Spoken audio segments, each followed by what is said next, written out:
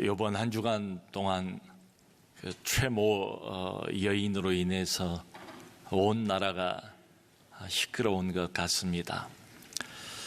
어쩌다가 여기까지 오게 되었나, 그 많은 국민들이 또 허탈해하는 것 같습니다. 거슬러 올라가 보면 이 여인의 아버지 되는 최모 목사라는 사람 때문에 이 모든 이야기들이 시작이 된 것 같습니다. 목사라고 알려져 있긴 하지만 어느 신학교에서 정식으로 신학 공부를 한 사람은 아닌 것으로 알려져 있습니다. 한때는 불교의 승려 생활을 하기도 했다가 또 천주교에서 영세를 받은 것으로 그렇게 알려져 있습니다. 이 사람이 70년대 초반에 불교와 천도교와 그리고 기독교를 합쳐놓은 영생교라는 새로운 그 이단 종교를 만들어서 거기에 교주를 지냈던 사람입니다. 근데 1974년도에 유경수 여사가 서거를 했습니다. 서거 이후에 편지를 한 장을 보낸 모양입니다. 그 편지에 돌아가신 유경수 여사가 내 꿈속에 나타나서 영예인 그 근혜양이 너무 어리니 가서 도와주라, 이런 계시의 말씀을 받았다고 전가를 했습니다. 그래서 이제 본격적인 친분이 시작된 것으로 알려졌습니다. 여기까지가 알려진 사실입니다. 소위 현몽이지요. 일종의 초자연적인 현상일 수도 있고 또 기적이라면 기적일 수도 있겠습니다. 그런데 이런 신비한 현상을 경험할 때 대개 정상적인 사고의 범주를 벗어나게 됩니다. 그리고 좀 비이성적이 되기가 쉽고요. 또 그러면서 이런 경험을 할 때는 좀 특별한 감정을 갖게 되지 않겠습니까? 물론 우리 기독교 안에도 많은 신비가 있고 초자연이 있습니다. 아니, 우리 신앙생활 자체가 사실은 신비이고 초자연입니다. 그런데 이제 문제는 모든 초자연적인 현상이 다 하나님으로부터 온 것이 아니라는 거지요. 성경은 악한 영의 활동에 대해서 계속해서 우리에게 경고를 해주고 있습니다. 예를 들어서 고린도후서 11장 14절은 이렇게 말합니다. 사탄도 자신을 광명의 천사로 가정할 수 있다. 마태복음 24장 24절에서는 거짓 그리스도들과 거짓 선지자들이 일어나 큰 표적과 기사를 보여 할 수만 있으면 택한 자들도 미혹해 하리라. 계시록 13장 13절 14절에서는 또 이렇게 말합니다. 큰 이적을 행하되 심지어 사람들 앞에서 불이 하늘로부터 땅에 내려오게 하여 이적을 행함으로 땅에 거하는 자들을 미혹하며, 이렇게 되어 있습니다. 그러니까 악한 영들도 우리 가운데서 활동을 하면서 때로는 초자연적인 현상 또는 기적들을 보인다는 것입니다. 그런데 여기 이 구절들에 공통적으로 등장하고 있는 표현은 뭔가 하면 미혹이라는 단어입니다. 가장한다는 단어입니다. 그러니까 여러분, 사탄이 우리 가운데서 기적을 행하는 이유는 뭔가 하면 사람을 속이기 위해서지요. 그래서 사람을 어둠의 노예로 만들기 위해서입니다. 한 사람의 영혼을 멸망시키기 위해서 이런 일들을 한다는 것입니다. 오늘 본문도 대단한 기적입니다. 초자연적인 현상입니다. 그런데 이것이야말로 하나님이 주신 진짜 진정 체험이고 기적입니다. 그런데 이 목적이 뭘까요? 오늘 본문에 나타나 있는 이 초자연적인 기적의 목적은 분명합니다. 바로 이방인 고넬료의 구원입니다. 천사가 고넬료에게 나타난 이유도 구원 때문입니다. 베드로에게 보자기 환상을 보여주신 이유도 바로 이방인의 구원 때문입니다. 하나님이 허락하시는 기적의 목적은 사람을 살리는 것입니다. 사람을 구원하는 것입니다. 그러니까 악한 영들의 초자연적인 현상과는 정반대라고 봐야죠. 오늘 본문을 보면 두 가지의 환상이 겹쳐서 등장을 하고 있습니다. 아주 자세하게 그 초자연적인 기적 현상을 기록을 하고 있어요. 고넬료에게 천사가 찾아갑니다. 또 뒤에 이어서 베드로에게 보자기 환상이 보이지 않습니까? 고넬료가 천사하고 대화를 해요. 베드로가 또 하나님과 직접 대화를 합니다. 그야말로 초자연적인 사건이죠. 기적이죠. 그런데 이 기적의 내용도 가만히 읽어보면 일방적인 것은 아니에요. 서로 상호 소통하는 이런 내용들이 기록이 되어 있지 않습니까? 자, 하나님께서 로마 군대 이달리아 부대라고 이름이 여기 나와 있습니다. 그 부대에 백부장 되는 고넬료에게 천사를 보내셨답니다. 그러니까 우리로 치면 중대장 정도 되는 사람입니다. 100명의 군인들을 거느리고 있는 전형적인 로마 사람입니다. 이방인입니다. 그런데 이 사람이 평소에도 선행을 많이 하고 구제를 많이 했던 이런 사람으로 보여요. 그래서 하나님께서 천사를 보내세요. 이 사람을 구원하기 위해서, 이 가정을 구원하기 위해서. 아직까지는 본격적으로 어떤 이방인이 교회에 등록을 해본 적이 없어요. 사도들의 인정을 받아본 적이 없습니다. 이 사람이 최초입니다. 자, 그래서 천사가 가는데요, 천사가 일일이 다 모든 것을 설명하지는 않아요. 여러분, 천사가 복음을 설명할 수도 있잖아요. 천사가 새롭게 열린 은혜의 시대를 설명할 수도 있잖아요. 근데 그러지 않아요. 천사가 하는 이 일, 여기 보니까 5절에 베드로라는 사람을 네가 초청을 해서 그의 메시지를 들으라, 이렇게 지시할 뿐이에요.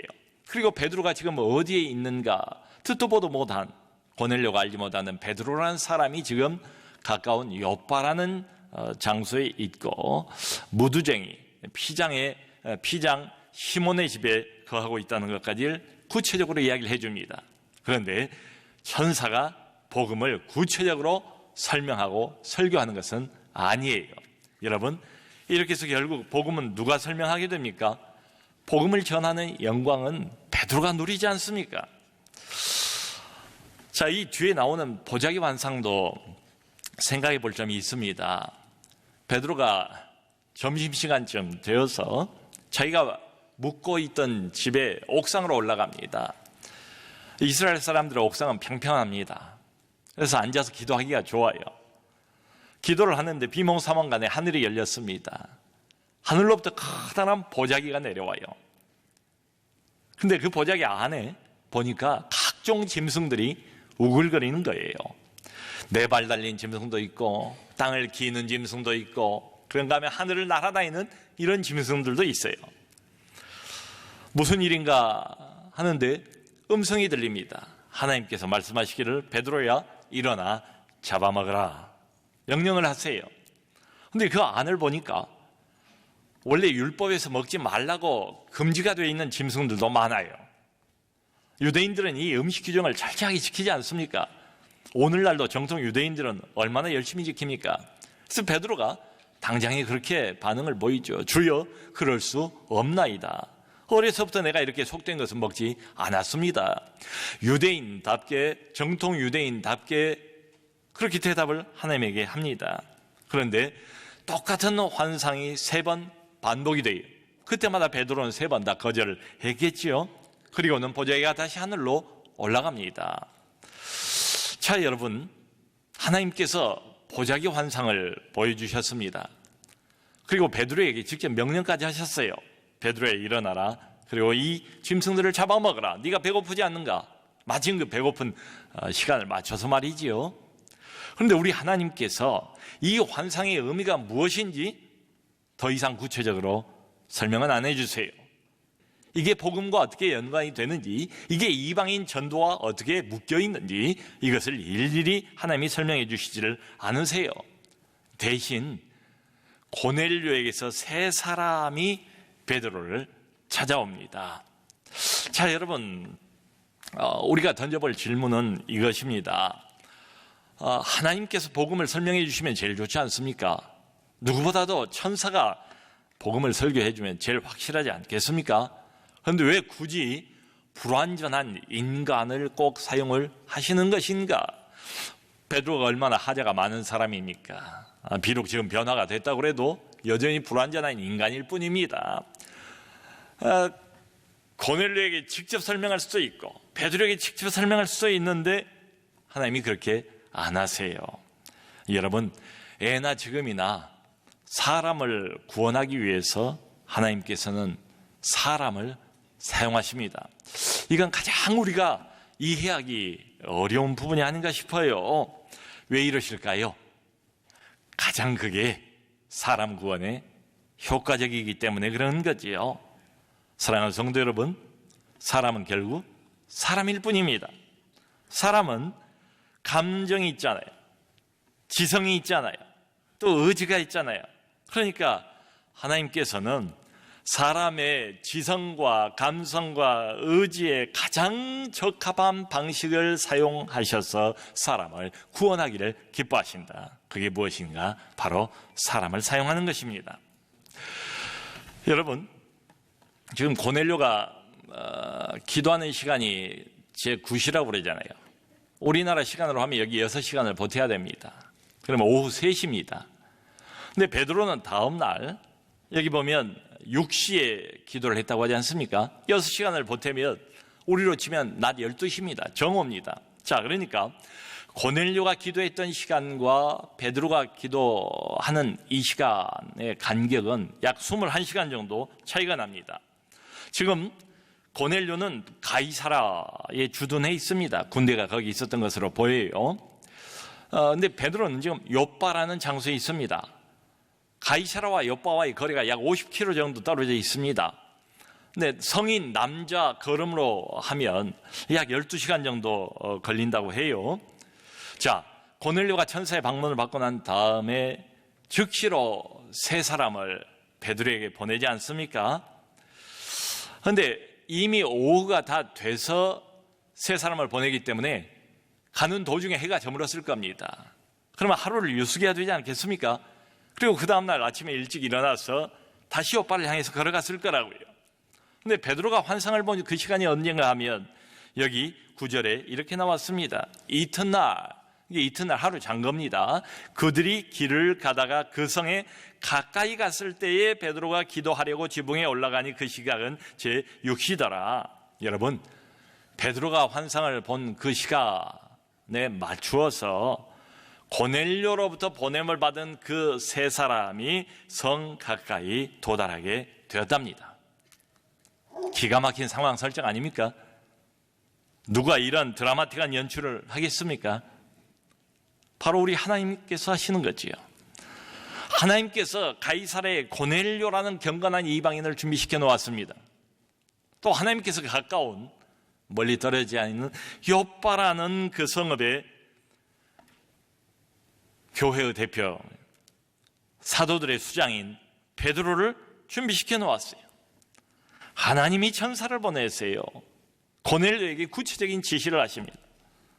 동시에 하나님이 베드로에게 이상한 환상을 보여주시고 말씀을 들려주신다 이 말이 있지요. 다 하나님께서 벌이시는 작업입니다. 초자연적인 기적도 하나님께서 이렇게 행하시고 동시에 사람을 사용하셔서 최초로 이방인의 가정 하나님 앞으로 데리고 오기 위해서 역사를 하시는 겁니다. 여러분, 지금 이 시점은 매우 복음 전파에 있어서 중요한 시점입니다. 복음 전파의 분수령이라고 할 수 있어요. 우리가 보았던 것처럼 지금까지는 어떻습니까? 교회가 아주 그냥 불길이 일어나는 것처럼 마구 이렇게 막 번져가지 않습니까? 예루살렘으로부터 시작된 이 성령의 불길이 온 유대와 사마리아와 갈릴리 지역까지 번졌다고 하지 않습니까? 좋습니다. 그런데 지금까지 교회 확장은 유대인 중심이었습니다. 사도들도 사람들도 나가서 주로 유대인들에게 복음을 전했어요. 물론 빌립 집사님이 성령 충만해서 사마리아까지 갔지요. 사마리아는 이방인과 마찬가지로 취급되지 않았습니까? 개나 돼지처럼 무슨 짐승처럼 그렇게 경멸당하고 무시당하지 않았습니까? 유대인들에 의해서 말이죠. 그러니까 어쩌다가 들러리를 서는 격으로 복음의 들러리, 은혜의 들러리, 유대인들 생각에는 그렇게 여겼을 거예요. 여러분 그 복음서에 보면 수로보니게 여인이 나오지 않습니까? 수로보니게 가나안 사람입니다. 가나안 여자예요. 근데 예수님에게 나와서 이 여인이 간절히 간청을 하잖아요. 딸이 귀신이 들렸대요. 소문을 들었어요. 주님께 고쳐달라고 마음을 담아서 간청을 하는 겁니다. 근데 이상스럽게도 주님이 거절하십니다. 아주 매정하게 말씀하세요. 자녀의 떡을 취하여 개에게 던지는 것이 마땅치 않다. 마치 그 여자를 개 취급이나 하는 것처럼 그렇게 경멸하는 듯한 이런 말씀을 하세요. 네, 우리 주님이 결국 고쳐주시지 않습니까? 그걸 내다보시면서도 이 여인의 믿음을 시험하고 싶어서 그러신 것 같아요. 그 여인이 뭐라고 반응을 보입니까? 당장 이렇게 말하지요. 포기하지 않지요. 낙심하지 않지요. 집으로 돌아가지 않지요. 주여, 올소이다마는 개들도 자기 주인의 상에서 떨어지는 부스러기를 먹지 않습니까? 이런 말을 해요. 어쩌다 이방인들이 교회에 들어오는 경우가 있겠지요. 사마리아 사람들도 들어왔으니까요. 근데 유대인들이 봤을 때는 마치 그 수로보니게 여인처럼 느꼈을 겁니다. 자기들은 주인이고 주인의 상에서 먹어야 할 사람들이고 어찌다 떨어진 부스러기를 이방인들이 나누어서 먹는 것처럼 그렇게 생각할 거예요. 여러분, 새 시대가 열렸습니다. 하나님이 계획하셨던 바로 그 시대가 왔습니다. 성령을 그래서 이 땅에 드디어 보내셨습니다. 하나님에게는 더 이상 유대인과 이방인의 차별이 없어요. 유대인도 은혜로 구원받습니다. 이방인도 똑같이 은혜로 구원받습니다. 유대인도 예수 그리스도를 믿는 믿음으로만 구원받습니다. 이방인도 정확하게 동일합니다. 예수 그리스도를 믿는 믿음으로 구원을 받습니다. 자, 그런데 하나님의 관점은 이렇지만 여러분, 지금 교회의 주역인 지금 교회 멤버들 대부분이 다 유대인들이란 말이죠. 유대인들 생각은 어떨까요? 이방인과 유대인, 이 차별은 유대인들에게는 기본 중에 기본이에요. 거기서 베드로도 벗어나지 못해요. 예외가 아니에요. 자, 여러분, 지금 베드로는 어디에 머물고 있습니까? 요빠 아닙니까? 이 시점에서 이 요빠라는 장소의 의미가 특별히 중요하다고 생각이 돼요. 여러분, 요빠 하면 구약에 생각나는 선지자가 있지 않습니까? 누굽니까? 바로 요나라는 선지자지요. 하나님께서 요나에게 명령하십니다. 느니의 성으로 가서 회개의 복음을 외치라고 그랬어요. 니느웨는 원수의 나라입니다. 이스라엘을 괴롭힌 나라입니다. 우리로 치면 일본과 같습니다. 제가 일본 선교사님에게 직접 그런 간증을 들었습니다. 하나님이 소명을 주셔서 일본으로 가긴 가는데 가장 마음속에 넘어서기 어려운 벽이 뭐였는가 하면 일본 사람들에 대한 우리 한국 사람들의 근본적인 미움, 이런 게 있었다는 거예요. 그게 가장 어려웠대요. 마치 그런 것처럼 요나는 니느웨 사람들이 망하기를 바랬습니다. 근데 하나님께서 가서 복음을 외치래요. 회개의 말씀을 외치래요. 요나가 어떻게 했습니까? 말씀 듣지 않았죠? 불순종하지 않았습니까? 니느웨로 가는 대신에 도망치기로 마음을 먹었습니다. 아주 이 선지자의 마음이 굳어져 버린 거예요.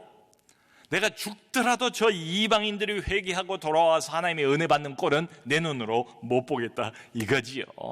그래서 바로 욥바라는 장소에서 배를 타고 다시스로 도망가 버리지 않습니까? 그 장소가 바로 욥바예요. 나중에 이 요나가 언덕 위에서 성읍을 내려다 보면서 무슨 일이 이루어지는가 찬찬히 쳐다보고 있지 않습니까? 요나서를 보면 그때 하나님께서 떼약볕이 너무 쨍쨍 내리쬐니까 요나를 생각해서 박능쿨 하나를 준비를 해 주시지 않습니까? 그러니까 이 이파리가 커졌는가 봐요. 요나가 그 그늘에서 너무 기뻐합니다. 그런 고백들이 나와요. 그런데 그 다음날 아침에 하나님께서 벌레를 보내십니다. 이 벌레가 박능골을 다 갉아버려요. 먹어버려요. 그러니까 아무 가릴 것이 없는 뙤약볕 아래서 요나가 죽는 것이 더 낫겠다, 사는 것보다. 하나님 앞에 그렇게 고백을 합니다. 그런 장면이 나와요. 그때 하나님께서 기다리셨다는 듯이 요나에게 무슨 말씀을 하시는가 하면, 요나야, 너는 그 박넝쿨 하나도 그렇게 애지중지 아끼는데 저 니느웨 성에는 좌우를 분별하지 못하는 12만 명이나 되는 많은 사람들이 있는데 내가 어찌 아끼지 않겠느냐. 요나서 맨 마지막 구절입니다. 내가 어찌 아끼지 않겠느냐. 여러분, 바로 이게 하나님의 마음입니다. 유대인의 마음은 달라요. 우리의 마음도 다를 수 있어요. 구원받을 사람과 구원 못 받을 사람을 우리가 미리 정해버린 이런 일은 없는가? 무의식 가운데서라도 저 사람은 안 돼, 마치 이방인처럼 복음에서 밀어내버린 이런 편견은 내게 없는가? 하나님의 마음은 다르다는 거지요. 여러분, 지금 베드로의 동선을 보면 어떻습니까? 베드로가 순회 전도를 다니고 있는 중간 아닙니까? 루다에 가지요? 루다에 가서 애니야를 고치지 않습니까? 그 다음에 요빠로 오지 않았습니까? 요빠에서 죽은 도르가를 살려내지 않았습니까? 그리고 바로 이 요빠 이 장소에서 요나가 그랬던 것처럼 이방인의 생명을 살리는 복음을 전하라는 부름을 지금 받고 있는 거예요. 지금 베드로가 머물고 있는 집이 피장 시몬의 집 아닙니까? 이 피장은 오늘 한글 성경에는 무두장이라고 나왔어요. 무두장이는 무슨 일을 한 사람입니까? 바로 짐승을 죽여서 죽은 짐승의 가죽을 벗겨가지고 그 가죽으로 여러 종류의 가죽 제품을 만드는 이런 사람이에요. 유대인들이 가장 혐오하는 그런 직업입니다. 짐승을 죽이는 것도 그렇지만은 죽은 짐승, 유대인들은 죽은 거 가까이 하면 안 되지 않습니까? 거룩을 훼손한다고 생각하지 않습니까? 그러니까 이 무두장이는 유대인들이 가장 경멸하는 이런 직업이에요. 그런데 바로 그 집에 베드로가 유숙을 하고 있는 거예요. 그러니까 이런 거 보면 이미 베드로의 마음이 상당히 열린 것 같아요. 그런데 이게 전부가 아니래요. 이게 끝이 아니래요. 한 걸음 더 나가야 한대요. 이방인까지 나가야 된다. 이방인에 대해서 베드로가 어떻게 생각하고 있는가?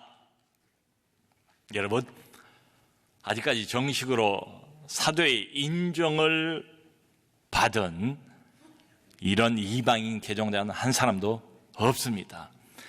이방인을 향한 본격적인 복음 확장의 신호탄이죠. 얼마나 중요한 장면입니까? 얼마나 중요한 기독교 역사의 분수령입니까?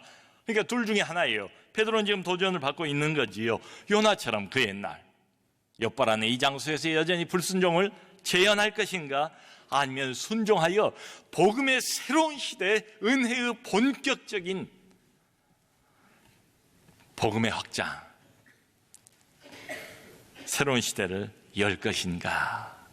갈림길에 서 있는 겁니다. 작년에 그 유명한 중국 내지 선교회 창시자였던 허드슨 테일러의 증손자가 왔습니다. 우리 교회에.